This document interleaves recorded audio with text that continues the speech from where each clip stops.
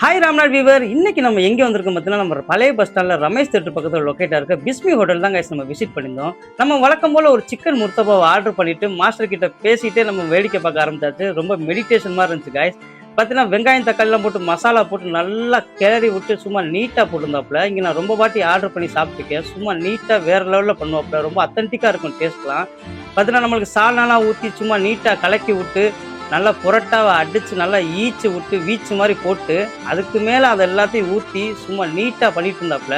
நம்ம மாஸ்டர் கிட்ட வழக்கம் போல் பேசிக்கிட்டு நமக்காக ரெடியாகிற சிக்கன் முர்த்தபா பார்த்துட்டே இருக்கும்போது அது ஒரு சந்தோஷம் இருக்கே, அடடா தனி சந்தோஷம் காய். பார்த்தீங்கன்னா நம்மளுக்காக சூப்பராக ரெடி பண்ணிட்டு இருந்தாங்க. நீங்கள் இந்த பக்கத்து வர்றதா இருந்தால் நீங்கள் கண்டிப்பாக அண்ணங்கடையில் இதை டேஸ்ட் பண்ணாமல் போகவே போகாதீங்க. இவங்கள்ட்ட சிக்கன் ரைஸுமே சும்மா வேறு லெவலில் இருக்கும். நமக்காக ரெடியாகிற முர்த்தபா பார்க்கும்போது அடடா எப்படா எடுத்து சாப்பிடுவோம் அப்படின்னு தான் காய்ஸ் இருந்துச்சு. ஆனால் நமக்கு வாங்கின பார்சலை வாங்கிட்டு நம்ம வீட்டுக்கு கிளம்பியாச்சு காய்ஸ். பாய் பாய்.